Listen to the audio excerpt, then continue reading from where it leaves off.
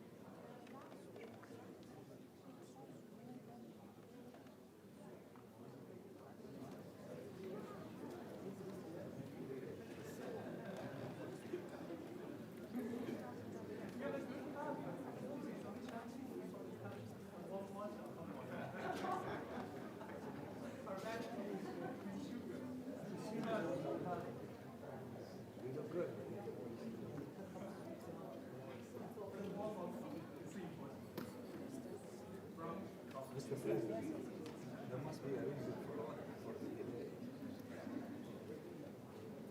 Mozambique, Algeria,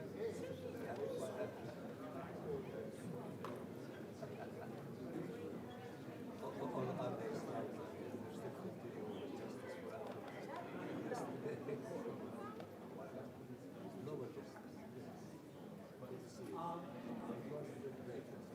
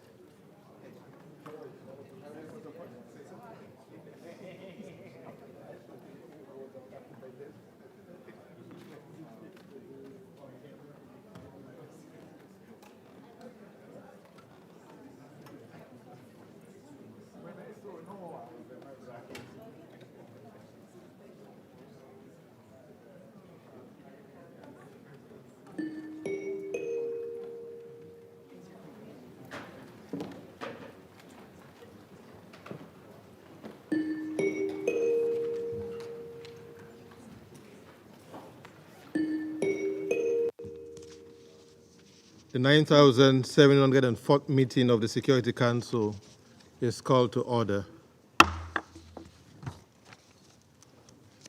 The provisional agenda for this meeting is the situation in the Middle East, including the Palestine question. The agenda is adopted. In accordance with Rule 37 of the Council's Provisional Rules of Procedure, I invite the representatives of Israel and South Africa to participate in this meeting. It is so decided. I propose that the Council invites the permanent observer of the Observer State of Palestine to the United Nations to participate in the meeting in accordance with the Provisional Rules of Procedure and the previous practice in this regard. There be no objection, it is so decided. In accordance with Rule 39 of the Council's Provisional Rules of Procedure, I invite the following briefers to participate in this meeting. Ms. Rosemary DiCarlo, Under Secretary General for Political and Peacebuilding Affairs, and Ms. Lisa Doughten, Director of Financing and Partnership Division, Office for the Coordination of Humanitarian Affairs. It is so decided. The Security Council will now begin its consideration of item 2 of the agenda. I now give the floor to Ms. Rosemary DiCarlo. Mr. President, members of the Security Council, once again, the Council is coming together to discuss alarming developments and increasing tensions in the Middle East. The devastating Israeli attack on the Al-Tibin school in Gaza City, which prompted this meeting, points once again to the desperate need to reach a ceasefire, free the hostages, and scale up humanitarian aid to Gaza. The Israel Defense Forces airstrike in the Al-Tibin school compound took place early on 10 August. It killed dozens of Palestinians and wounded many others, including women and children, according to local Palestinian sources. The Secretary General condemned the continued loss of life in Gaza following another attack on a school sheltering hundreds of displaced Palestinian families. According to Israel, the IDF targeted a Hamas command center and a mosque inside the school compound and killed at least 31 Hamas and Palestinian Islamic Jihad fighters. As the Secretary General underlined yesterday, international humanitarian law, including the principles of distinction, proportionality, and precautions in attack, must be upheld at all times. Also yesterday, Hamas announced the killing of a hostage and serious injury of two others by Hamas militants while in captivity in Gaza. Both sides have stated they are looking into the incidents.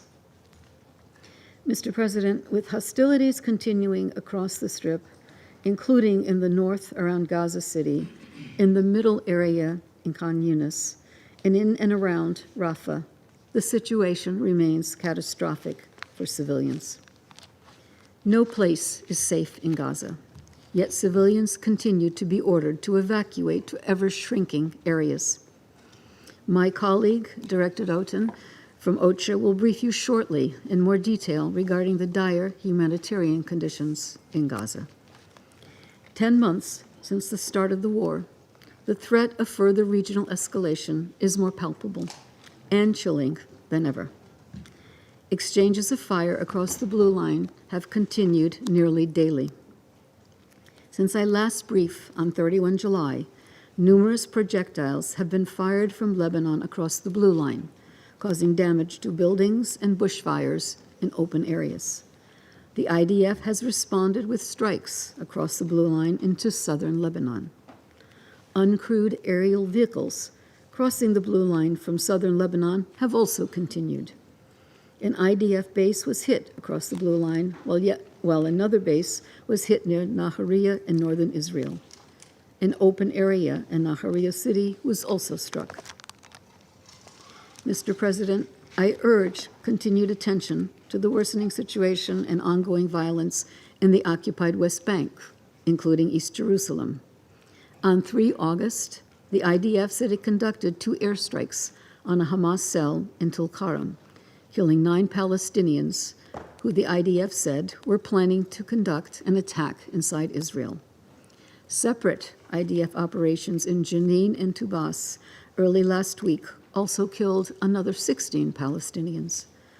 On 11 August, a shooting attack claimed by Hamas killed 1 Israeli civilian and wounded another in the northern Jordan Valley in the occupied West Bank. Another Palestinian shooting attack, Melkalkilia, reportedly injured 1 Israeli and 2 Palestinians. The assailant, who was claimed by Hamas as an Al-Qassam Brigade's commander, was subsequently killed by ISF. Mr. President, if the slide towards an even greater catastrophe is to be halted, the parties must end all escalatory rhetoric and actions. I reiterate the Secretary General's call for all to work vigorously towards regional de-escalation in the interest of long-term peace and stability. I welcome efforts by Egypt, Qatar, and the United States to bring both sides to conclude a deal to bring about a ceasefire, the release of hostages, and desperately needed humanitarian relief. As the leaders of Egypt, Qatar, and the United States emphasized in their joint statement on 8 August, and I quote, "There is no further time to waste, nor excuses from any party for further delay," end quote. Their call for immediate relief to the people of Gaza and the hostages and their families must be heeded. I urge all parties to prioritize the protection of civilians and promptly conclude this deal as endorsed by the Security Council in Resolution 2735. The United Nations is committed to supporting all efforts towards this goal and remains in close contact with the relevant parties.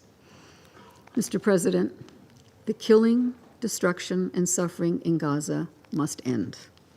The hostages must be reunited with their families. But even as efforts to achieve these goals continue, we cannot lose sight of what we consider indisputable. In the absence of a clear path towards a future in which Israelis see their legitimate needs for security materialize, and Palestinians see their legitimate aspirations for a fully independent, viable, and sovereign state realized, lasting peace in the Middle East will remain elusive. Thank you, Mr. President. I thank Ms. DiCarlo for a briefing. I now give the floor to Ms. Lisa Doughten. Thank you, Mr. President, members of the Security Council. Here we are again in the aftermath of yet another horrendous episode in this brutal war in Gaza. Like Undersecretary General DiCarlo, we're deeply horrified by the strike on Al-Tabayin school in Ad-Daraj by Israeli forces on Saturday. The school was sheltering several hundred displaced families, many of whom had moved there because of recent evacuation orders. And the strike was conducted during dawn prayers. Initial reports suggest this was one of the deadliest attacks on a school sheltering displaced people since the start of this conflict. Tragically, this is far from an isolated incident. Indeed, such attacks appear to be occurring with increasing frequency. The most recent incidents include 3 schools hit within 48 hours between 3 and 4 August, and 2 schools hit on 8 August, all in Gaza City, with Al-Tabayin on Saturday, the latest such attack. According to OHCHR, this is at least the 21st strike on a school that has been serving as a shelter recorded since 4 July this year. Scores of people have been killed in these strikes, among them women and children. Mr. President, sadly, these large-scale incidents are only some of the myriad ways in which this horrendous conflict is causing unbearable suffering and devastation. Unremitting violence in Gaza has now killed almost 40,000 Palestinians and injured more than 90,000 others, according to the Gaza Ministry of Health. Some 10,000 people remain unaccounted for and are thought to be buried under the rubble. And as of 9 August, an estimated 115 hostages remain captive in Gaza, despite repeated demands for their release, including hostages who've been declared dead and whose remains are in Gaza. The health situation in Gaza remains critical and the healthcare system is barely functional, providing brave but limited support for the injured and the sick, for the women in childbirth, and against rapidly spreading disease. Thousands of patients in critical conditions are on waiting lists for medical evacuations. More than 60% of residential buildings and 65% of the road network have been damaged or destroyed, according to UN recent analysis. In just 2 weeks, more than 250,000 people have been displaced, often on multiple occasions. Evacuation orders, supposedly for civilian security, are clearly having the opposite outcome.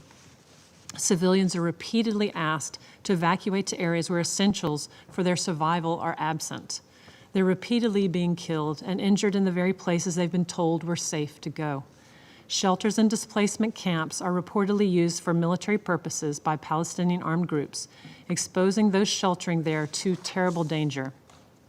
Overcrowding in these places is putting immense strain on already severely stretched water, sanitation, and hygiene facilities. Acute respiratory infections, diarrheal illnesses, acute jaundice syndrome, and skin infections are all surging. And, very worryingly, with school immunization programs practically impossible, polio looms as a new threat after 6 circulating poliovirus strains were detected in environmental samples in June. As a matter of urgency, health workers must be allowed to carry out an immunization campaign. This war is destroying lives, dreams, and futures. More than 500,000 students have lost an entire academic year, with 39,000 students missing their final exams. Even if this war were to end today, we estimate that at least 8 in 10 schools would require rehabilitation. And we must not discount the immense emotional and psychological trauma this war has had on children, indeed, people of all ages, trauma they will carry for the rest of their lives. It bears repeating, there's no protection of civilians in Gaza. Alongside the relentless mass displacement within Gaza, many thousands of Palestinians have left and many more are trying to. As this conflict persists and lives are threatened daily, civilians must be allowed to seek protection. Those displaced must also be guaranteed the right to voluntarily return. What we're seeing in Gaza is a result of a war waged with pitiful, if any, regard for the requirements of international law. I share the Secretary General's and others' deep concern about violations of international humanitarian law being committed throughout this conflict. Mr. President, in the middle of the spiraling catastrophe in Gaza, the humanitarian community doggedly continues efforts to mount an effective response. We do what we can to increase food assistance, provide education support, and boost hospital capacity. Efforts are also ongoing to avert the spread of polio. And senior UN officials continue discussions with stakeholders, including senior Israeli officials, to increase the flow of aid into the Gaza Strip and improve conditions for the delivery on the ground. However, as things stand, access constraints and high levels of insecurity severely hamper the humanitarian response. Aid entering Gaza has more than halved since the Rafah ground operation began, and Rafah crossing was abruptly closed in early May. New limits imposed by Israeli authorities on bringing cash to Gaza are significantly limiting the resources available for operations. Fuel shortages mean water supplies have fallen as low as 2 liters per person per day, far below the 15 liters required. Organized crime and looting along the route used by humanitarians dispatching cargo from Kerem Shalom crossing continue to hinder aid delivery. Access to people in need remains a challenge. The increase in bureaucratic and administrative impediments, such as delays in visa issuance and renewals for broader operational support and management, is severely impacting the response. And our concerns for the safety of staff keep growing, with attacks on or near aid vehicles that have been coordinated on the rise. Recently, within a 12-day period, there's been 4 shooting incidents involving UN convoys, including on a vehicle carrying children on their way to be reunited with their father. NGOs and the Palestinian Red Crescent all report similar attacks. The result is that hundreds of thousands of people are not getting the life-saving humanitarian assistance they so desperately need. Mr. President, how much longer can this continue? How many more tragedies, such as the one in Al-Tabim school, must happen before action is taken. Can this council look at the children, the people of Gaza, and all those affected by this war in the eye, as humanitarian workers have to do every single day, and swear that no stone has been left unturned to end their suffering? The urgent requirements, so often repeated, remain the same. First, an immediate cessation of hostilities and sustained ceasefire. Secondly, strict adherence to international humanitarian law by all sides. This entails releasing all hostages. It also entails protecting civilians and meeting their essential needs, including by ensuring the unhindered provision of humanitarian assistance throughout Gaza, as ordered by the International Court of Justice, including through UNRWA. And lastly, we have said before in this context, all member states must use all of their leverage to prevent and stop violations of international humanitarian law, including through diplomatic and economic pressure, and conditioning arms exports on compliance with the rules of war and cooperation in combating impunity.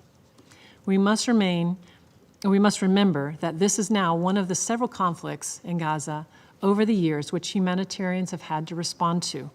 Conflicts that the population in Gaza was never afforded the ability to recover from or repair.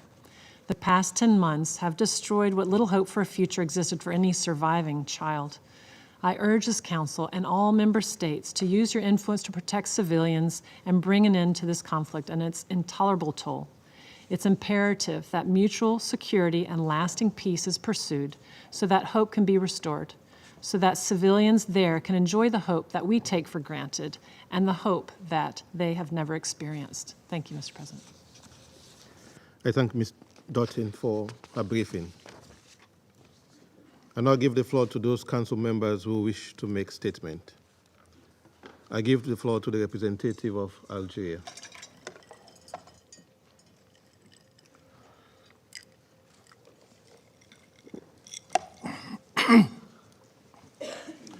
Mr. President, I thank USG, Mrs. Rosemary DiCarlo, and OCHA Director, Mrs. Lisa Doughten, for their briefing.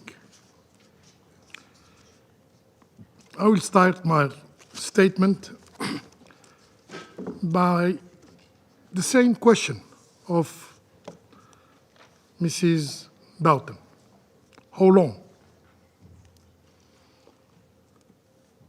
Is it going to be yet another ineffective, vain, and hopeless meeting of the Security Council? Are we going to count and count the number of deaths in Gaza? The answer is simple. This is neither what the Council is designed for, nor what the international community expects from us. More importantly, this is not how the Council should address the Palestinians' plea, the Palestinians' quest for justice, the Palestinian right to exist. Our Council has the legal and moral primary responsibility to act, and to act firmly, to shoulder its mandate in preserving international peace and security. Mr. President, for 311 days, our Council has been constantly fooled and disregarded, while an entire population has been subjected to a collective punishment.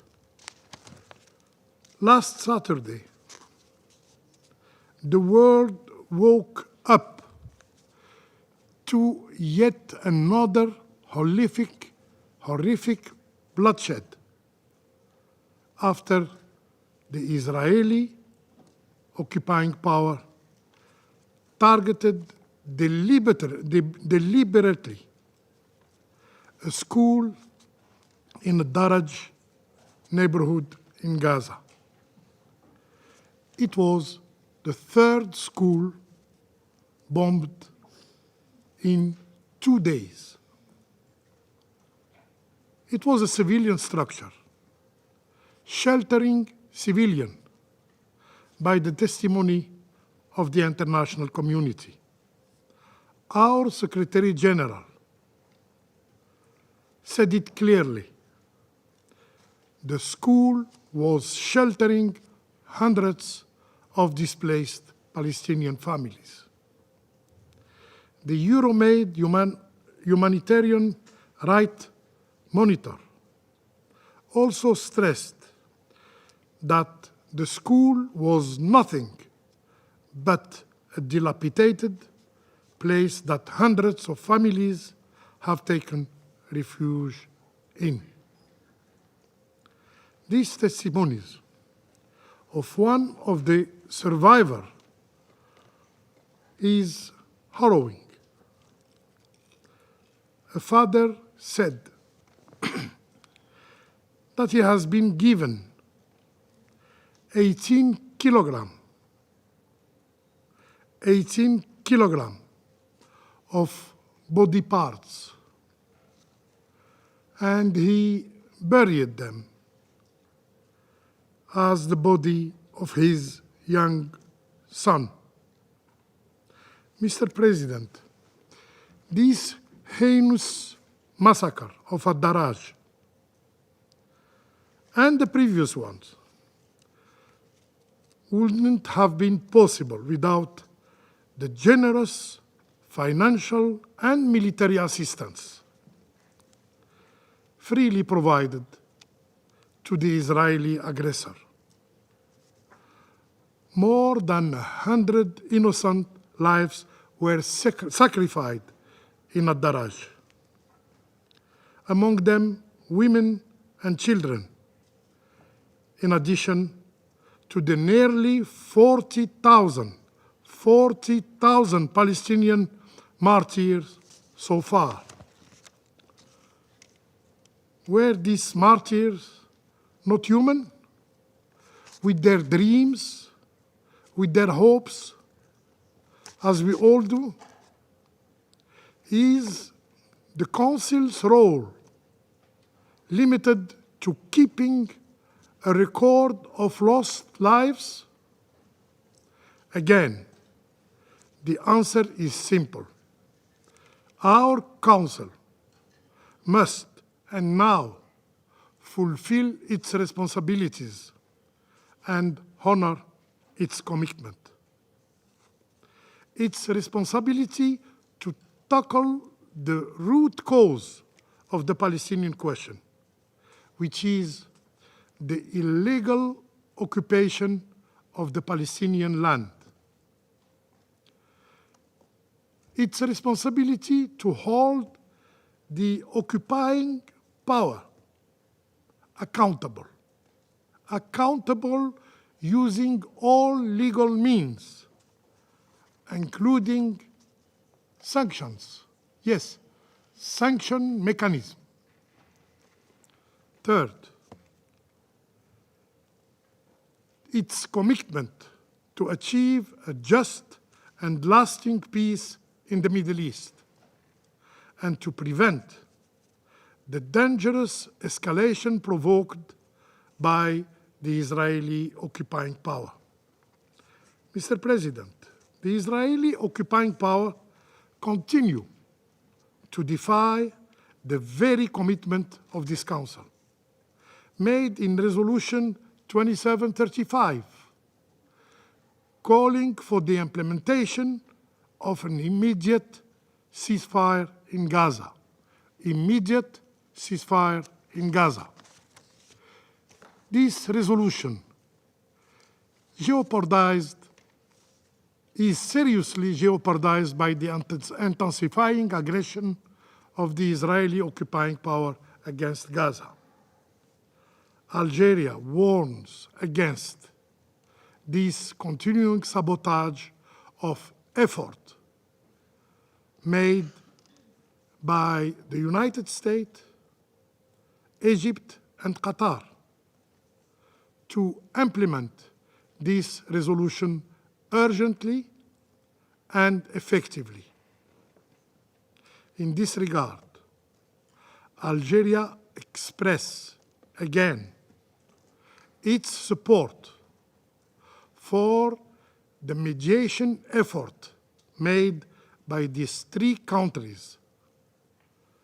There is no room for delaying or over-complicating negotiation by adding new conditionalities or new demand. Engaging in good faith in the initiative of President Biden is paramount to achieving the long-awaited ceasefire. Mr. President, for the sake of humanity's value, we must act now. Our inaction is costing life and jeopardizing the destiny of a whole people, the Palestinian people. I thank you. I thank the representative of Algeria for their statement. I give the floor to the representative of Slovenia. Thank you very much, Mr. President, and thank you for organizing this urgent meeting as requested by Algeria.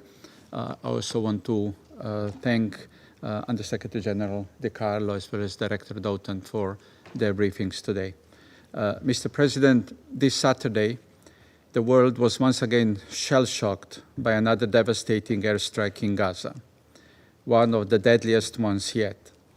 Slovenia strongly condemns the Israeli attack on Al-Tabin school in central Gaza City, in complete disregard for the fate of Palestinian lives. There are serious claims that Hamas is embedding itself among the civilian population in civilian infrastructure. We strongly condemn such actions. Hamas must stop sacrificing their fellow Palestinians and putting them in mortal danger. On the other hand, we are horrified by the series of military attacks on schools that we have witnessed recently. We repeat our call for full respect of international law, including Security Council Resolution 2601. Just yesterday, we marked 75 years of Geneva Conventions, which are being seriously tested these days in Gaza and in other conflicts. Slovenia is gravely concerned about the potential for tensions to spiral further out of control into a broader regional conflict, with devastating consequences beyond Gaza's borders. We call for maximum restraint by all actors in the region to prevent us from going down a road of no return.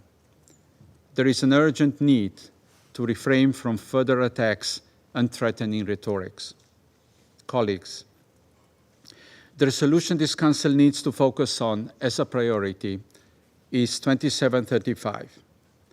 We express our full support to the mediators and their call on both sides to conclude talks on a ceasefire and the release of hostages and prisoners. In this regard, we call on both sides to resume the negotiations this week. We call on both sides to commit to concluding the deal without delay. It has been more than 2 months since the Council demanded a ceasefire. We have been patiently waiting for the implementation of our resolutions. Meanwhile, we have been witnessing a continuation of deadly attacks and civilian casualties. And we have been observing Palestinians being chased across Gaza. There is no more time to spare. There are no more innocent lives to be wasted. We once again propose that the Council establishes a clear deadline for the conclusion of the deal. In this interim period, a pause in the fighting should be observed, a pause that would allow for humanitarian aid to be delivered at scale and for polio vaccinations to be administered safely. We welcome the efforts of WHO, UNICEF, and UNRWA in outlining plans for 2 rounds of polio vaccination. If a deal is, however, not reached, this Council should, without delay, discuss how to ensure compliance with its resolutions in the face of immense suffering in Gaza. And indeed, as Director Doughten said, we should not leave any stone unturned. Mr. President, yesterday a journalist asked me how many more briefings this Council needs to start changing the situation in Gaza. Indeed, we are receiving briefings so that we can take action. We adopted 4 resolutions, but we never followed up on their implementation. The time for action is now.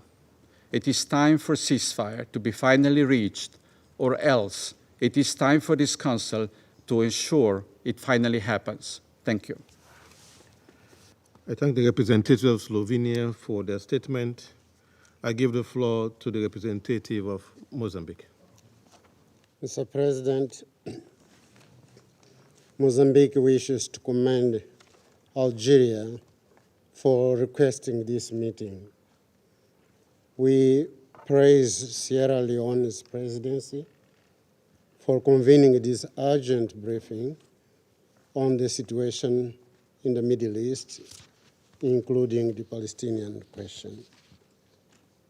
We are grateful to Ms. Rosemary DiCarlo, Under Secretary General, and Ms. Lisa Doughten, a representative of OCHA, for their briefing to the Council. Mr. President, the ongoing conflict in the Middle East has been causing devastating consequences and an unacceptable toll on children, women, and the civilian Gazan population at large. The latest killings took the lives of more than 100 Palestinians. It is imperative that urgent efforts be undertaken in order to address and stop these killings. We are deeply concerned over the Israelis' continuous airstrikes against civilian infrastructures that include schools, hospitals, and shelters, thus inflicting on them severe damage. In this connection, we wish to remind once again that attacks on civilians and civilian infrastructure constitute a grave violation of international law and international humanitarian law. And this is particularly disturbing as we celebrate this year the 75th anniversary of the Geneva Conventions. We call on all those who sincerely believe in the obligations arising from the premises of responsibility to protect, to ensure that this doctrine is swiftly and coherently applied to Gaza's situation. On the other hand, indiscriminate military attacks can only aggravate regional conflicts and trigger new conflicts that will gain a larger dimension. Unimaginable implications for regional and international peace and security could ensue. Given the gravity of the situation, it is imperative that all parties involved, particularly Israel, comply with international legal norms and agreements. In particular, they must abide by all orders and judgments enacted by the International Court of Justice on the matter. We reiterate our call for an immediate end to this war. We urge the parties to implement without reservation and without further delay all Security Council resolutions that we have taken on this conflict. As advocates of peace, security, and humanitarian aid, it is crucial that we underscore the importance of raising awareness about these heartbreaking events described by our briefers. Mr. President, we hold the view that resolving this conflict in the Gaza Strip and Palestine requires approach encompassing negotiations. This approach must include plans for economic development, humanitarian aid, reconstruction of Gaza, and regional collaboration. These are the necessary steps that will pave the way towards a lasting and sustainable peace. We therefore embrace the move for a concerted global action to end Israel's military operation in Gaza, which is expanding exponentially with the untold suffering of the Palestinian people. In this context, Mozambique reaffirms its commitment to supporting all diplomatic efforts aimed at finding sustainable solution to the protracted conflict in the Gaza Strip and Palestine. We reiterate our full support for the ongoing diplomatic efforts by the United States of America, Egypt, Qatar, and other Arab countries, as well as the international community at large, in pursuit of a lasting solution to the protracted conflict in the Gaza Strip. Mr. President, Mozambique remains steadfast in our recognition of the inalienable right of the Palestinian people to self-determination, political independence, and sovereignty, as prescribed by the Charter of the United Nations and the dictates of international law. We reiterate the urgent need for the implementation of a two-state solution, a solution based on the existence of two independent and sovereign states, Israel and Palestine, living side by side in peace and security, both as members of the United Nations. I thank you, Mr. President. I thank the representative of Mozambique for their statement. I give the floor to the representative of the United Kingdom. Thank you, President. I thank Under-Secretary General DiCarlo and Director Doughten from OCHA for their briefings. President, the UK is appalled by the Israeli military strike on Al Tabeen School, where Palestinian civilians were sheltering. The UN tells us this strike killed dozens of Palestinians, many of whom are reported to be women and children. Sadly, this was not the only Israeli strike on schools turned shelters we have seen. There were 17 such attacks in July alone. Palestinians have nowhere safe to turn. 86% of Gaza is now under evacuation orders. And in recent days, we've seen some of the largest orders to date. impacting tens of thousands of people, displaced multiple times over. Families are forced to move back and forth, but with none of these places offering the safety or security they so desperately need.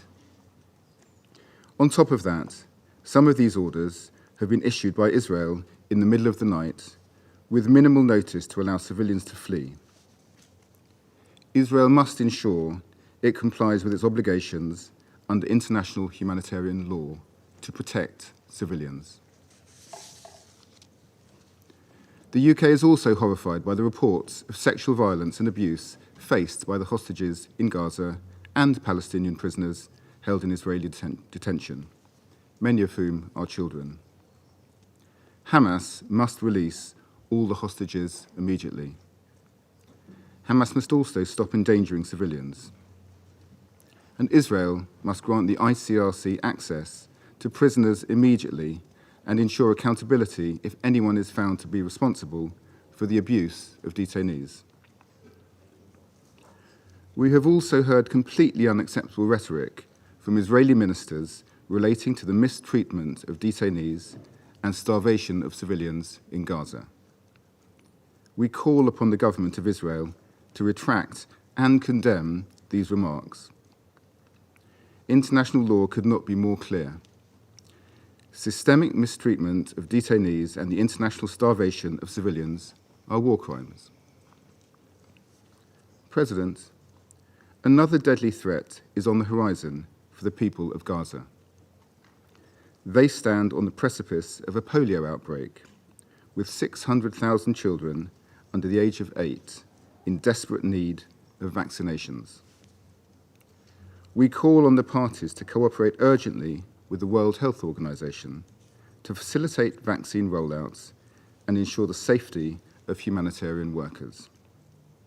We call on Israel to allow unfettered aid access into Gaza and to put in place an effective deconfliction mechanism to ensure aid can be delivered safely. Finally, President, I reiterate the UK's call for regional de-escalation, as my Prime Minister made clear in his call with Iranian President Pezeshkian last night. Thanks to the tireless efforts of the US, Qatar and Egypt, there is a ceasefire deal on the table for Gaza. My Prime Minister joined with his French and German counterparts to urge the parties to resume discussions on 15 August and get the deal done. We need an immediate ceasefire. We must get the hostages out, get much more aid in, and move quickly towards a two-state solution with a safe and secure Israel alongside a viable and sovereign Palestinian state. I thank you. I thank the representative of United Kingdom for their statement. I give the floor to the representative of China. President, I thank Algeria for requesting this meeting. Thank you to USD DiCarlo and Director Ms. Doughten for their briefings. Israel's airstrike on the Doughten school in Gaza last week claimed around 100 innocent civilian lives. China strongly condemns this attack. Civilians and civilian infrastructure must not be the target of military operations. This is a red line under the international humanitarian law. Attacking in broad daylight a school where a large number of civilians are seeking shelter again and again is a heinous act. Over the past 10 months, millions of people in Gaza have seen their homes destroyed, their loved ones separated, they've been forced to move from place to place in search of a corner of peace, only to be met with indiscriminate bombardment and death that could befall them at any moment. As we speak, nowhere is safe in Gaza. In Khan Yunis, a place once declared a so-called safe zone by Israel, the people there have been forced to flee in the face of new bombing raids. The desperate people of Gaza want to know where is the end of the war and where is the hope for survival. An immediate and durable ceasefire is what the people of Gaza yearn for. It is also the overwhelming consensus of the international community 2 months ago when pushing for the Security Council Resolution 2735. The U.S. claimed that Israel had accepted a ceasefire agreement, but the reality is quite the opposite. Instead of credible signs of Israel's commitment to a ceasefire, what we see is ever-expanding military operations and ever-rising civilian casualties. The U.S., as the largest supplier of weapons, has enough influence over Israel. We hope that the U.S. will take sincere and responsible actions to push Israel to stop its military operations in Gaza as soon as possible and to stop slaughtering civilians. President, the humanitarian disaster in Gaza has continued to worsen. Hunger and disease are spreading rapidly. Recently, a high-ranking Israeli politician described it as just and moral to starve 2 million people in Gaza. Such appalling remarks are totally unacceptable. Hunger must not be weaponized. Humanitarian issues must not be politicized. Civilian lives must not be trivialized as bargaining chips. China urges Israel to fulfill its IHL obligations by opening all border crossings and guaranteeing rapid and safe access for humanitarian supplies at scale. The World Health Organization is conducting a polio vaccination program for children in Gaza, which is crucial to stemming the spread of infectious diseases and protecting children's health. Israel is obliged to protect the safety and freedom of movement of the medical workers involved. The increased volatility of the situation in West Bank is worrisome. We are gravely concerned about the incidents of sexual abuse by Israeli soldiers against Palestinian detainees. We call for investigations and accountability. China urges Israel to immediately cease all settlement activities, effectively curb the intensifying settler violence, and stop eroding the basis of the two-state solution. We reiterate that a two-state solution is the only viable way to resolve the Palestinian-Israeli issue. China supports the establishment of an independent Palestinian state and advocates the convening of a larger, more authoritative, and more effective international peace conference. President, the fallout of the Gaza conflict is spreading ever faster. The situation in the Middle East is hanging in the balance. Nevertheless, irresponsible provocation and adventurism continue unabated. We are deeply worried about this. China reiterates that the key to avoiding the deterioration and escalation of the situation lies in achieving a comprehensive and durable ceasefire in Gaza without delay. China is ready to work tirelessly with the international community to end the fighting in Gaza, alleviate the humanitarian catastrophe, implement two-state solution, achieving long-term peace and stability and security in the Middle East. Thank you, President. I thank the representative of China for their statement. I give the floor to the representative of the United States. Thank you, Mr. President. Thank you also, Undersecretary General DiCarlo and Director Doughten, for your very sobering briefing. We continue to support the United Nations' vital, albeit difficult to implement, humanitarian efforts in Gaza. The United States is deeply concerned about reports of civilian casualties following the August 10th strike by the IDF on the compound in Gaza that included a school and a mosque sheltering desperate, displaced people, including women and children. We have raised our concerns with Israel, and while they indicated they were targeting senior officials from Hamas and Palestinian Jihad, they have an obligation to do everything possible under international humanitarian law to protect civilians. We mourn every civilian lost in this horrific incident and in this conflict. But this much we do know and must be acknowledged. Hamas continues to gather and continues to operate out of schools with no regard for the well-being of civilians. Israel has a right to pursue Hamas. Israel has a right to respond to threats, but how it does that matters. We've said repeatedly and consistently that Israel must take measures to minimize civilian harm. Colleagues, I cannot stress enough President Biden's view that it is time to bring immediate relief to the long-suffering people in Gaza and the long-suffering hostages and their families. The best way to do that is a ceasefire in Gaza with a hostage deal.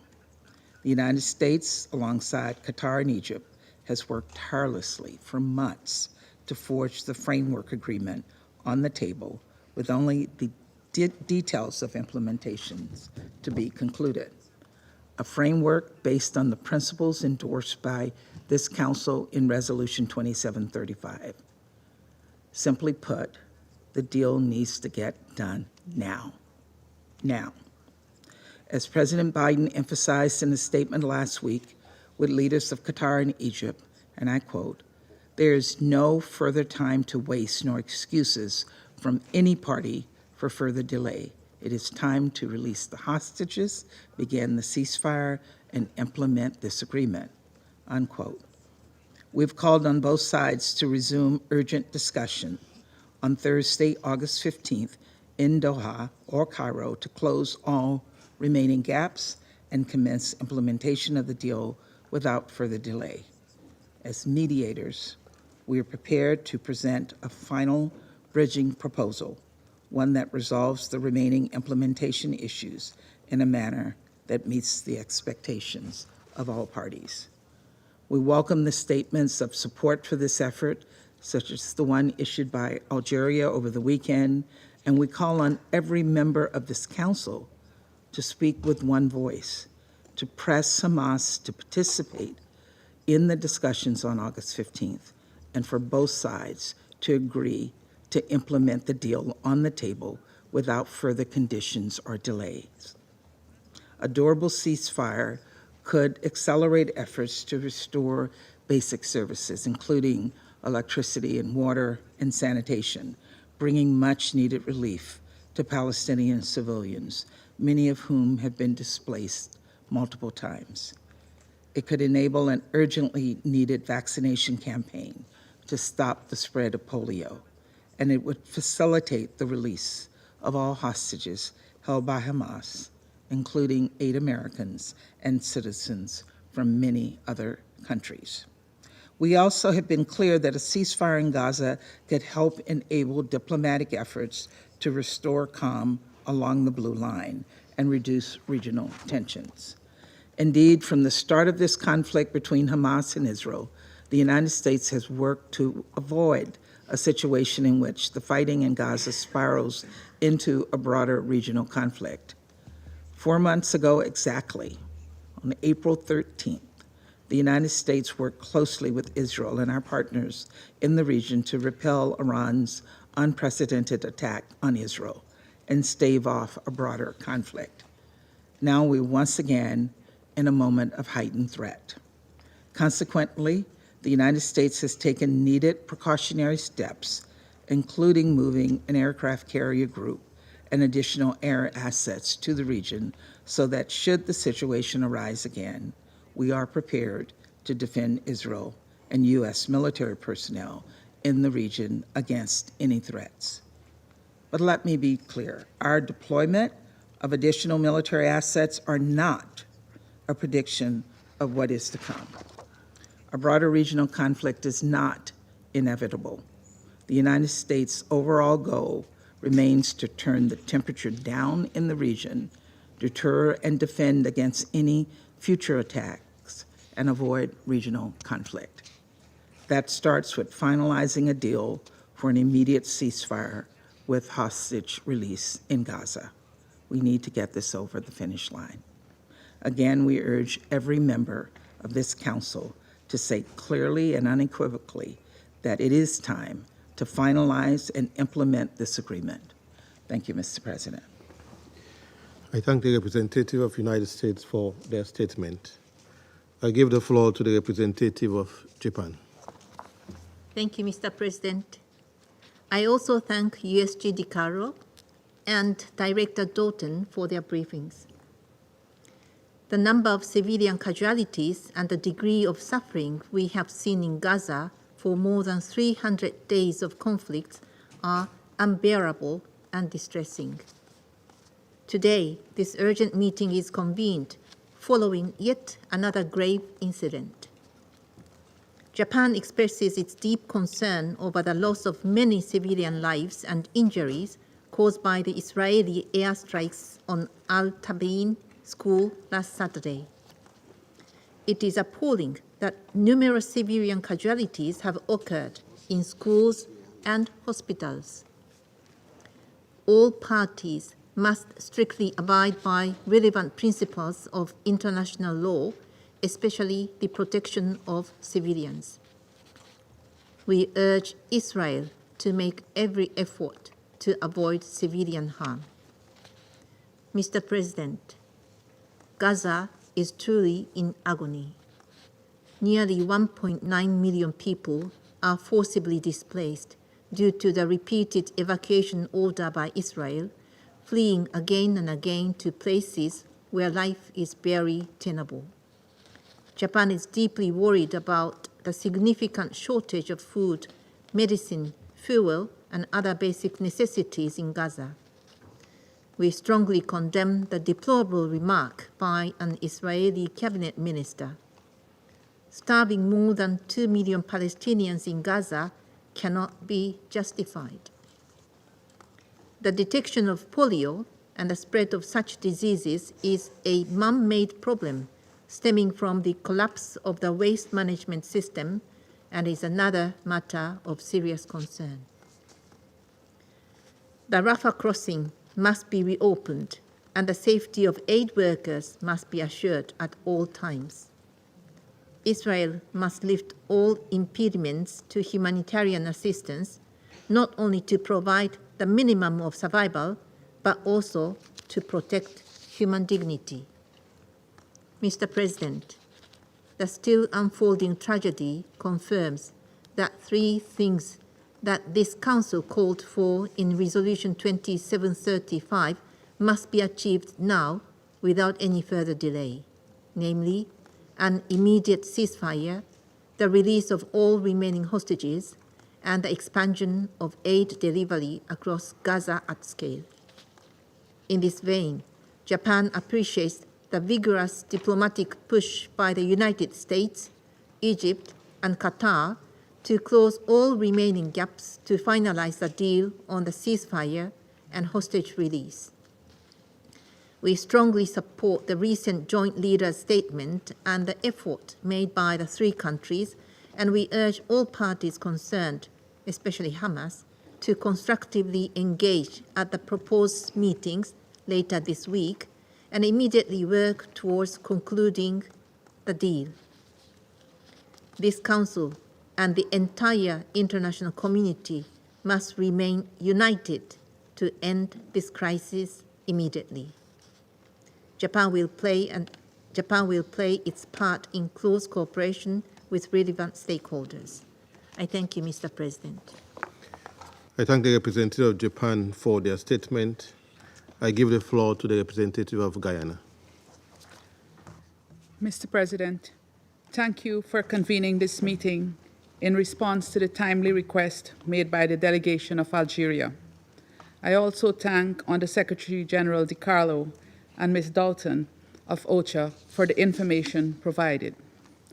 Mr. President, the attacks on the Al-Tabein school are part of an ongoing pattern employed by the Israeli Defense Force since the beginning of the war in Gaza. It is a pattern characterized by a complete disregard for the humanitarian principle of proportionality, and it results over and over again in the killing of a high number of civilians on the pretext of eliminating one or more military targets. The Al-Tabein incident joins a growing list of similar incidents and one can expect this pattern to continue unless there are meaningful measures to stop the Israelis from continuing this senseless massacre of the Palestinian people. Guyana condemns in the strongest terms the ongoing violations of international law, including international humanitarian law, that manifest in the targeting of civilians and civilian infrastructure. We call on Israel and all parties to the conflict to abide by their obligations under international law and to end the hostilities against the people of Palestine. Mr. President, 10 months of Israel's unrelenting and unprecedented assault against the Palestinian people in Gaza have created a tragedy of such cruel proportions that it is difficult to find anything comparable in modern history. The death toll is approaching 40,000, with women and children overrepresented in this number. People are starving and living in the most inhumane conditions imaginable, with virtually no access to medicine and health care. Polio has now been detected in wastewater in Gaza, placing unvaccinated children at risk. Again, it is the children of Gaza that will suffer the most if an outbreak is not prevented. What else can we expect, though, when there is one toilet for 600 people living in shelters? Council members are all aware that the World Health Organization is ready to send more than 1 million polio vaccines to Gaza, targeting 600,000 children. In the words of the Director General, and I quote, "The WHO needs absolute freedom of movement for health workers and medical equipment to carry out these complex operations safely and effectively. A ceasefire, or at least days of tranquility, during preparation and delivery of the vaccination campaigns are required to protect children in Gaza from polio," end of quote. Guyana supports the WHO's plans to tackle this problem and appeals to the Israeli government to provide the relevant authorizations and to ensure the conditions to facilitate the vaccination campaign. This is a humanitarian imperative and a legal and moral obligation.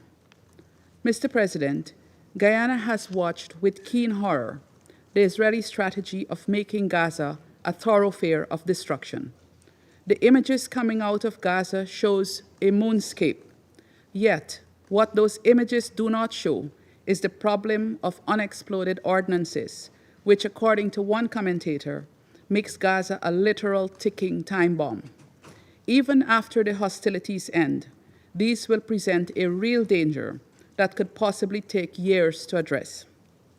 Mr. President, shall we speak also of the severe psychological trauma that this war has brought on, and which Ms. Doughten referred to? The constant bombings, multiple displacements, sight and smell of death, dismemberment, harassment, and other indignities can only be expected to have a heavy mental toll on civilians. Shall we also speak of the harrowing accounts of Palestinian civilians detained in Israel, the torture, including sexual violence, to which they are subject, is illustrative of a level of depravity and debauchery that should never find expression among the agents of a civilized nation, more so a United Nations member state. But all of this represents the occupying power executing its colonialist aspirations, fueled by a racist and religious ideology of superiority that allows it to treat Palestinians as inferior. It is an ideology that promotes the subjugation of the Palestinian people. This is the reason that Israel's response to 7th of October has been so over the top. It is to pummel the Palestinians into relinquishing any aspiration to freedom and self-determination.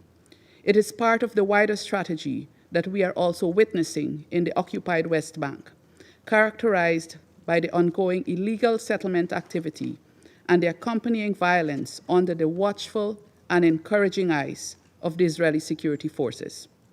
This Council has a responsibility to end the impunity with which Israel has been carrying out its atrocities against the Palestinian people. It flies in the face of everything that the United Nations is built on: peace and security, human rights, and sustainable development. We cannot allow this to continue. Mr. President, it has been more than 2 months since this Council passed Resolution 2735, endorsing the efforts of the United States, Qatar, and Egypt, for which we thank them. Since then, 2,600 more Palestinians in Gaza have been killed, and over 7,000 more injured. Ms. Doughten asked how long. We ask how many more. We stress again the obligation of the parties to implement the provisions of Resolution 2735, to reach a deal for a ceasefire, the release of hostages, and for adequate humanitarian assistance to reach the people of Gaza. We also underline the obligation of Israel to abide by the ICJ orders, mandating that Israel takes the necessary steps to protect Palestinian lives and well-being and prevent genocide. In closing, Mr. President, implementation of the two-state solution is way overdue and is the only viable path to peace. It is an injustice to the Palestinian people and to the people of the Middle East generally that peace appears to be a chimera owing to Israel's dogged agenda to deny Palestinians their right to live in freedom and dignity in their own state.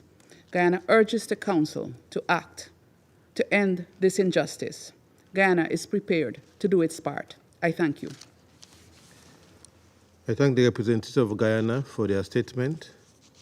I give the floor to the representative of the Republic of Korea. Thank you, Mr. President. I thank USG DiCarlo and Director Doughten of OCHA for their detailed briefing on the current situation in Gaza. The entire globe is anxiously watching the precarious situation in the Middle East. A series of destabilizing incidents have continued all across the region, including along the Blue Line, Tehran, in Tel Aviv, in Beirut, and in the Red Sea. As repeatedly stressed in this chamber, the Republic of Korea reiterates its urgent calls for maximum restraint by all parties in the region. We strongly oppose any action that may trigger another cycle of violence and counter-violence, as this would only further endanger the lives of innocent civilians throughout the region. We are appalled and gravely disturbed by the repeated attacks against the civilian infrastructure, including schools, hospitals, and shelters in Gaza, and especially by the August 10th strike on a mosque inside the Al-Tabain school, where around 100 people were reportedly killed. This was Israel's 8th bombing of a school sheltering civilians so far in August alone. We are all aware that civilian infrastructure should not be targeted. This is all the more so when those schools are being used as shelters for desperate civilians who have been displaced multiple times amid ongoing hunger, insecurity, and disease. Israel argues that these attacks on Al-Tabain school were carried out using precise munitions to eliminate Hamas and Palestinian Islamic Jihad members embedded in the compound. But regardless of this argument, a fact is a fact. Yet another school, where hundreds of civilians were sheltering, was intentionally targeted.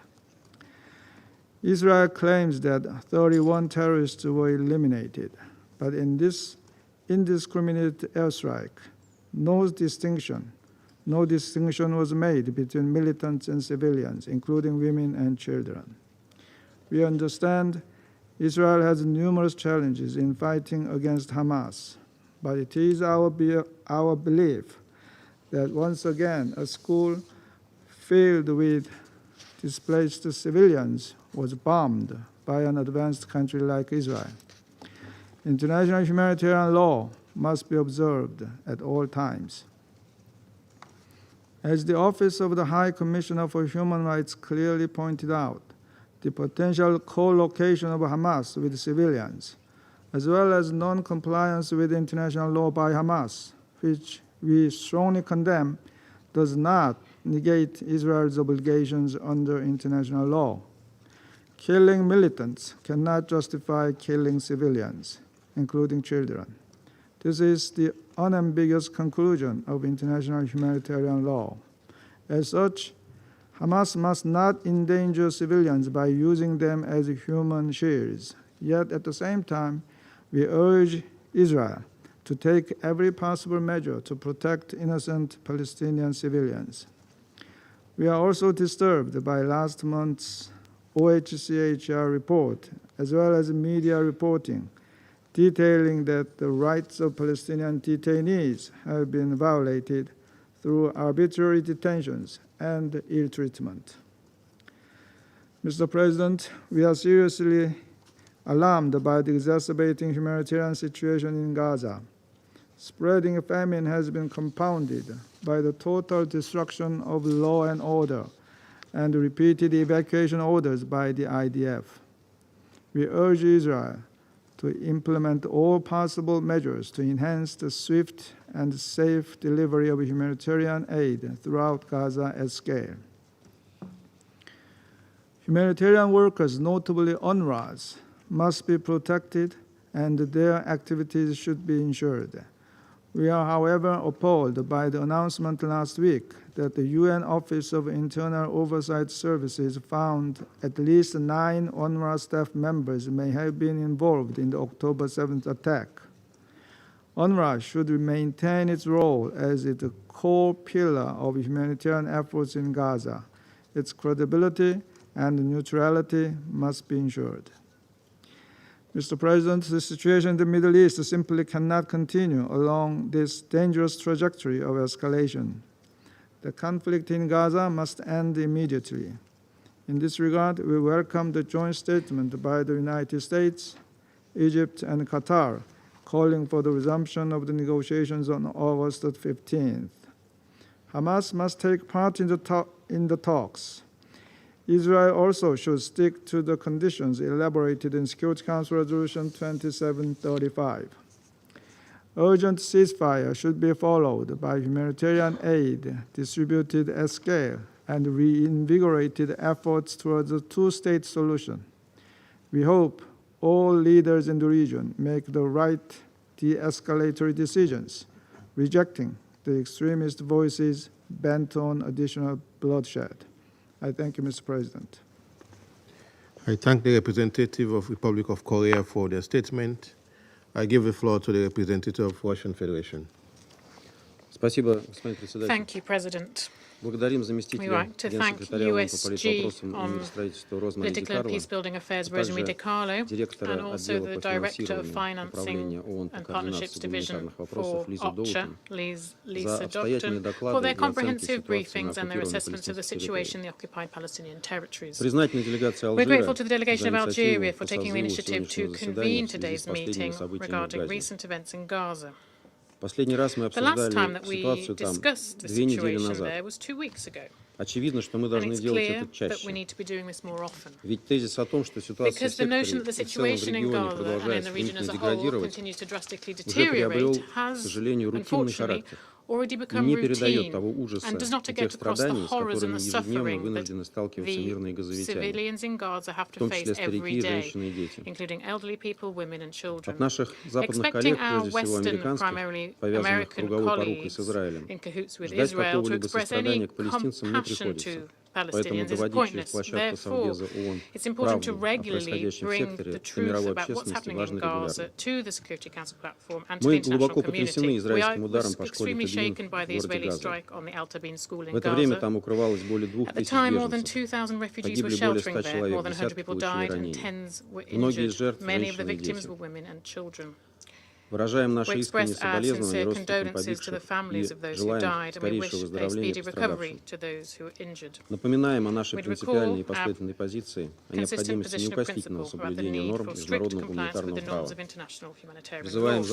We call on Western Jerusalem to refrain from any attacks on civilian objects. There can be no justification for this kind of action. К сожалению, то, что Unfortunately, what произошло в happened in Табелин, Algeria нельзя рассматривать как can't be отдельный seen as a эпизод one-off или or чью-то indeed преступную some оплошность. awful criminal misstep. Как уже говорилось As сегодня, has already только been за said today, последние only 10 in the дней last 10 13 days центров alone, в секторе Газа, 13 centers где in укрывались Gaza ВПЛ, where IDPs were подверглись sheltering have been бомбардировкам. bombed. По данным Управления According Верховного to комиссара ООН по правам человека, OHCHR data, с 4 июля since the 4th of израильтяне July, нанесли 21 удар Israelis по carried out школам, 24 где strikes находились on schools переселенцы, where displaced people were в результате чего located. As a погибло result по of this, меньшей мере at least 274 человека. 274 people have died. Напрашивается вывод о том, что There's a growing происходящее conclusion не that what что is иное, happening is как not anything сознательный else выбор than a руководства Израиля, deliberate choice by the Israeli осуждением leadership. конкретных акций Condemnation of Западного specific acts of Иерусалима и Western Jerusalem призывами and к calls сдержанности for тут не restraint обойтись. will not work. Проблема The гораздо problem глубже. runs much deeper. Она состоит The в том, problem что is из-за that потворствования because of the Израилю со pandering стороны to Israel наших from американских our коллег, Western colleagues, Совет до the сих пор так, Council к сожалению, и не смог has выработать unfortunately not been внятную able реакцию to на take эскалацию кризиса на requisite Ближнем reaction Востоке. to the escalation of the crisis in the Middle По сути, East. Совет Essentially, the Безопасности Security ООН Council все больше reminds напоминает us more and more пассивного of a и бессильного passive наблюдателя, and powerless который способен bystander лишь who can констатировать only еще большую report деградацию a ситуации worsening и ритуально degradation of the выразить по situation этому and поводу ritually express озабоченность. on this their concern. Скажу больше. I'll say more. 14 членов Совета 14 members of the Безопасности, по Security сути, Council are оказались в заложниках у США, inherently being блокирующих held любые hostage by the действия US в who пользу block немедленного any прекращения action огня. towards an immediate ceasefire. 10 июня, On the более 10th of 2 месяцев June, more назад, than 2 months Совет принял ago, свой the последний Council продукт по adopted its Газе. most recent Тогда project on его Gaza. американские Then авторы its American торопили sponsors членов Совета pressed members of Безопасности the как можно Security скорее Council дать to ему give it зеленый the green свет, light as soon as possible, утверждая, что от claiming этого that якобы upon it зависела hung судьба the сделки fate между of the Хамас и deal Израилем between по Hamas and прекращению огня. Israel on a ceasefire. Россия, напомню, Russia, I will тогда recall, воздержалась, abstained at поскольку у that нас time были because we самые had the серьезные most сомнения в serious doubts реализуемости этой regarding the резолюции. feasibility of this Как resolution. показало As время, time has все эти shown, сомнения all of подтвердились. these doubts have been confirmed. Сейчас Now, наши our западные Western коллеги colleagues предпочитают об prefer этом не not вспоминать, to но think about резолюция this, but Resolution 2735 содержала 2735 3 фазы contained с 3 крайне phases амбициозными планами. with extremely От ambitious всеобъемлющего plans from a прекращения огня comprehensive до ceasefire начала to the start масштабной of a реконструкции full-scale сектора Газа. reconstruction of the Gaza Strip. Ни одна из этих Not a фаз не single one of материализовалась. these phases has Сейчас materialized. все они Now, выглядят they all абсолютно look сюрреалистично. absolutely surrealist. И под этим сюрреализмом, к And, сожалению, подписался Совет unfortunately, the Security Безопасности Council ООН. signed up to this Но хуже всего то, что он подписался под откровенной ложью, утверждением в первом оперативном параграфе, что Израиль согласился с предложенными условиями сделки. Его представители неоднократно, в том числе в этом зале, прямо заявляли, что ни на что не соглашались. Более того, вся риторика израильских официальных лиц свидетельствует о том, что Израиль в принципе не намерен прекращать свою военную операцию вне зависимости от позиции Совета Безопасности ООН. В частности, израильский министр финансов Смотрич назвал обменную сделку капитуляцией перед Яхьей Синваром, а министр нацбезопасности Бен Гвир прямо заявил, что прекращения войны не будет. Какой же результат породила, цитирую наших американских коллег, их напористая дипломатия на земле по выведению сторон на договоренности, в которую Совет Безопасности ООН призывали не вмешиваться? Даже фраза «гора родила мышь» была бы преувеличением. Нам вообще ни о каких подвижках не известно. Кроме того, что с момента принятия резолюции 2735 единственный антирезультат – это вопиющее провокационное убийство главного переговорщика Хамас на последующих переговорах Исмаила Хании, бывшего палестинского премьер-министра, в ходе его визита в Тегеран. Теперь весь мир застыл в тревожном ожидании нового витка эскалации в регионе. А Соединенные Штаты Америки, которые до сих пор даже пальчиком не погрозили Израилю, лицемерно призывают всех надавить на Хамас, чтобы он принял участие в переговорах 15 августа, как будто все зависит только от Хамас. Господин председатель, даже стороннему наблюдателю сегодня очевидно, что попытки подменить полноценное решение палестино-израильского конфликта различного рода сделками века при единоличном господарстве США оказались не только безуспешными, но и контрпродуктивными. Весь ближневосточный регион полыхает и находится на краю пропасти широкомасштабной войны. Первостепенная задача, безусловно, скорейшее прекращение кровопролития в секторе Газа.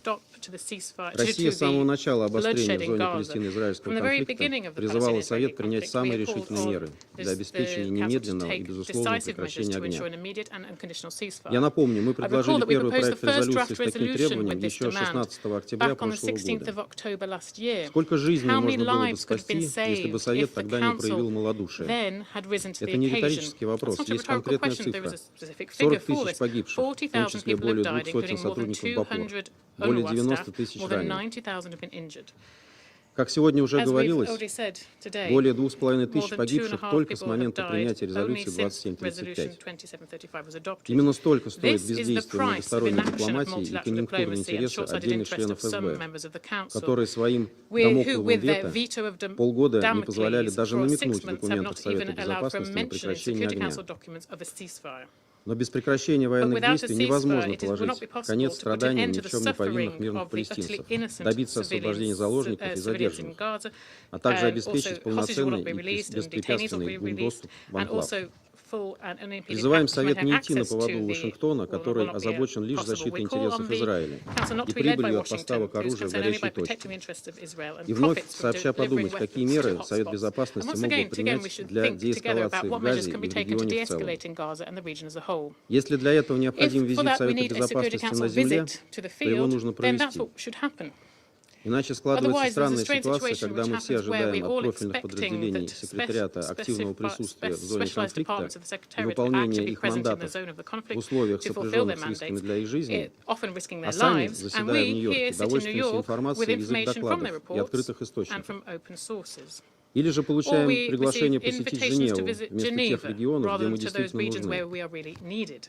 Ближний Восток The должен Middle быть East should be a приоритетным направлением priority для визитов for Совета, Council visits, которые не должны which should превращаться в not политический become туризм в political комфортных tourism локациях. to comfortable locations. Требует It повторного is necessary also to have рассмотрения a second и вопрос о том, at the каким question of образом можно how было бы the переформатировать presence on the присутствие на земле ground профильных of миссий, specialized прежде missions could всего be органу ООН, reformatted, по primarily наблюдению за соблюдением UNSO. условий перемирия. Нужно осмыслить We need to think возможность about the усиления possibility of его strengthening мандата, the mandate, if если надо, necessary, вне привязки without к tying it to the согласию обеих consent of сторон. both parties, if Очевидно, что оно needed. It's clear никогда не that будет that will получено. never be received. Генерал Патрик Гаша General уже Patrick дважды Gosha брифинговал has Совет, twice briefed the очерчивал Council already, конкретные underscoring практические вопросы, specific которые practical необходимо решить questions для which того, need to be чтобы вдохнуть resolved в мандат so его that миссии to новую breathe new жизнь, life into что his крайне mission, востребовано в mandate, which is условиях very much текущей needed in эскалации. the circumstances of the current Призываем escalation. коллег по We call Совету on не colleagues on the сидеть Council сложа to not руки, sit а idly активно by, but вовлекаться в actively эту involve дискуссию. themselves in these discussions. Совет не может The и не Council должен cannot закрывать and not глаза на should close its происходящее на eyes to what Ближнем is happening in the Middle Востоке East. и в угоду одной And for the делегации benefit of one пренебрегать delegation, своим neglect its непосредственным direct мандатом по mandate to поддержанию maintain международного мира и international peace and безопасности. security. Как и забывать о своих And nor should собственных it решениях о forget about its own необходимости decisions about the создания need to независимого create an суверенного independent sovereign палестинского Palestinian государства в границах state within 1967 1967 года borders, со столицей with East Восточного Jerusalem Иерусалима, as its capital, сосуществующим living в side мире by и side in peace безопасности and с Израилем. security with Israel. И никакие иные And no схемы other и schemes and концепции concepts не should должны подменять эти основы replace this ближневосточного foundation регулирования. of peace in the Middle East. Готовы к We are ready взаимодействию to со всеми, cooperate кто with all of разделяет those эти who share подходы. this approach. Благодарю за внимание. Thank you for your attention. I thank the representative of Russian Federation for their statement. I give the floor to the representative of Malta. Thank you, President. And I also thank Undersecretary Rosemary DiCarlo and Director Lisa Doughten for the harrowing briefings today. Malta condemns the horrific strike on the Al Tabeen school in Gaza last weekend, which reportedly killed dozens of civilians, including children. This is a continuation of the deeply concerning pattern of strikes on Palestinian education facilities. Al Tabeen school was a refuge for hundreds of displaced Palestinians. We urge Israel to cease attacks on civilians and civilian objects and to take immediate, decisive action to adhere to international human rights and humanitarian law. It is unacceptable that the civilian casualties of this war have reached 40,000, and by some estimates may be as high as 180,000, and that several hostages, including children, remain captive in Gaza for 312 days. Innocent lives on both sides should be safeguarded at all costs. The status quo reflects an apparent complete disregard for international law as the modus operandi of the conflict parties. Hamas's use of the civilian infrastructure for militant purposes, including through the firing of rockets into Israel, directly jeopardizes civilians, which we wholly condemn, and as we have consistently condemned the terror attacks, including those of 7th October. Nonetheless, strict compliance with international law, including international humanitarian law, remains a paramount obligation of the conflict parties, including Israel. The principles of distinction, proportionality, and precaution are not voluntary.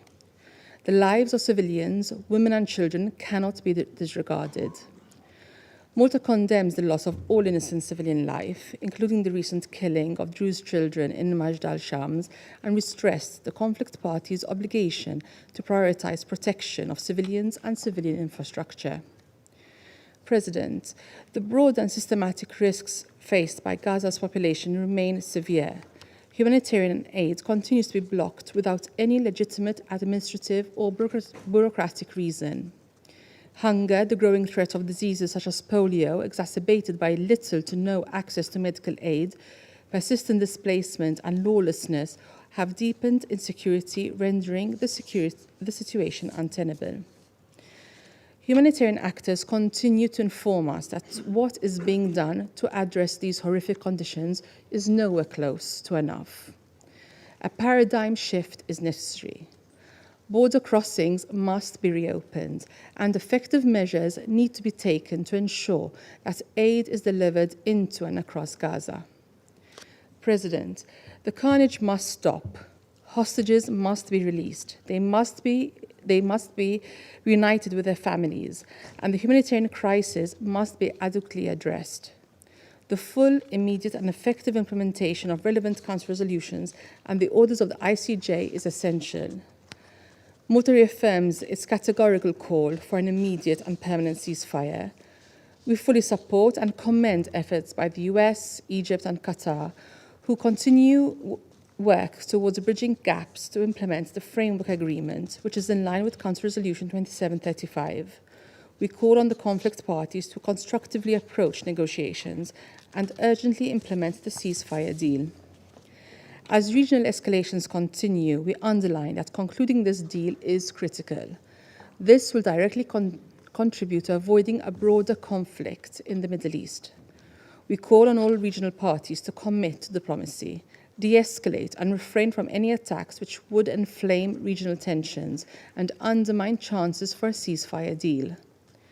For Israelis and Palestinians to know security and peace, a return to restorative dialogue towards a political horizon must become the core objective.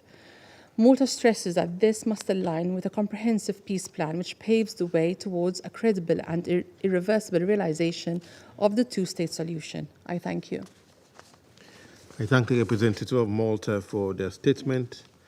I give the floor to the representative of Switzerland. Merci, Monsieur le Président. Thank you, President. La Suisse salue la convocation de cette séance urgente du Conseil de sécurité sur la situation à Gaza et je voudrais remercier la secrétaire générale adjointe aux affaires politiques, Madame Rosemary DiCarlo, et la directrice de la division du financement et des partenariats, Madame Doughten d'OCHA, pour leurs interventions. Le rappel est clair.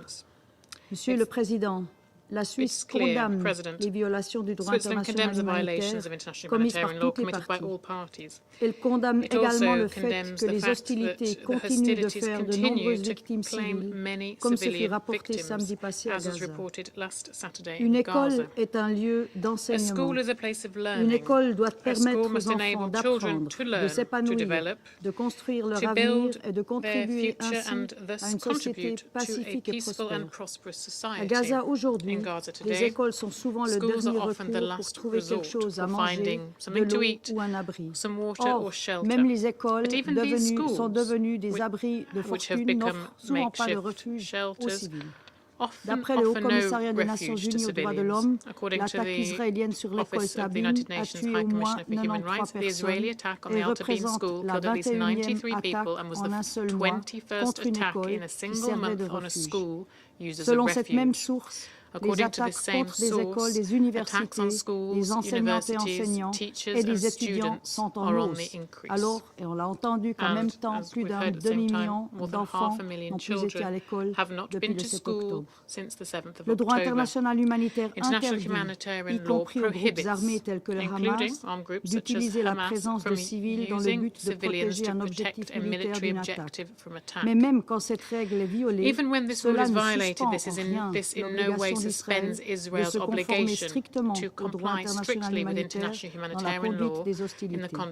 Cela comprend les principes de distinction, de précaution et de proportionnalité. Israël, en tant que puissance occupante, est tenu de fournir à la population les besoins humanitaires de base, y compris un abri sûr. Monsieur le Président, Il y a 75 ans, 75 years hier, ago les yesterday, conventions de the Genève Geneva ont vu le jour. Conventions came into being. En adoptant ces By conventions, les adopting États these membres se sont conventions, engagés à member states préserver committed l'humanité, themselves to même preserving en temps de humanity, guerre. even in times of Ces war. engagements doivent These être mis commitments en must œuvre be implemented as a urgemment et par matter of toutes les parties urgency au by all conflit. parties to the Et conflict. ce n'est pas le cas And that aujourd'hui. is not the case today. Les parties doivent The respecter le parties droit must respect international et international law ainsi and thus contribuer help à to atténuer les alleviate souffrances the des civils. suffering of civilians. La situation humanitaire à The Gaza humanitarian reste situation in insoutenable. Gaza remains Au risque de unbearable. mourir à In cause des addition combats to the risk of s'ajoutent dying as a les result of the multiples fighting, déplacements, there is la perte de multiple l'abri, displacements, les loss of maladies et la shelter, famine. disease and famine. La résurgence de The la resurgence polio of montre polio l'ampleur du shows the désastre. scale of the disaster. La polio est incurable. Polio is incurable. La prévention est donc la Prevention seule is solution. therefore the only À solution. cette fin, la campagne To de this vaccination end, de the l'ONU et de ses vaccination partenaires campaign by the UN doit and its être partners rendue must be possible made sans possible délai without pour delay éviter une to autre avoid catastrophe another parfaitement perfectly évitable. avoidable La disaster. famine continue à Famine s'installer à continues Gaza. to take hold La in Suisse Gaza. rappelle que Switzerland l'usage recalls that de the la use of famine comme méthode starvation de as a guerre method contre of la warfare population civile against the est civilian interdit population et is constitue un crime prohibited de and guerre constitutes a d'après le war statut de crime Rome. under the Rome statute. L'acheminement immédiat, The immediate, sûr et safe sans entrave and de l'aide unimpeded humanitaire destinée delivery à of tous les humanitarian civils aid qui en to ont all besoin civilians à in travers need l'ensemble de la throughout bande the de Gaza Gaza Strip doit must enfin être finally garantie. be guaranteed. Les récentes remarques The du recent ministre des remarks Finances israélien sont by the Israeli finance inacceptables minister are et nous attendons du unacceptable, gouvernement and we israélien qu'il expect respecte ses the Israeli obligations en government vertu to du droit respect its international obligations humanitaire. under international humanitarian Monsieur le law. Président, President, la Suisse exige la mise en Switzerland œuvre demands pleine et the full entière des implementation of the résolutions de resolutions ce of this Conseil, Council, notamment des in particular résolutions 2712, 2720, 2712, 2728 2728, et 2728, 2735, and ainsi que des 2735, mesures as well as provisionnelles the de la Cour provisional measures of internationale de International justice. Court of Justice. La guerre et la souffrance à The war Gaza and doivent suffering in cesser Gaza must et tous les end, otages and all doivent être hostages must be libérés released immédiatement immediately et and inconditionnellement. unconditionally. La Suisse appelle toutes les Switzerland parties calls on à all s'engager parties de bonne to foi engage in good dans les faith pourparlers de in the cessez-le-feu ceasefire talks sous l'égide under the des aegis of the États-Unis, du United Qatar States, et de l'Égypte. Qatar and Un Egypt. cessez-le-feu à Gaza est A aussi ceasefire crucial in Gaza is en vue also d'une crucial désescalade to régionale. regional de-escalation. La solution à deux États démocratiques, The solution Israël et of two Palestine, democratic dont states, Gaza fait Israel and partie intégrante,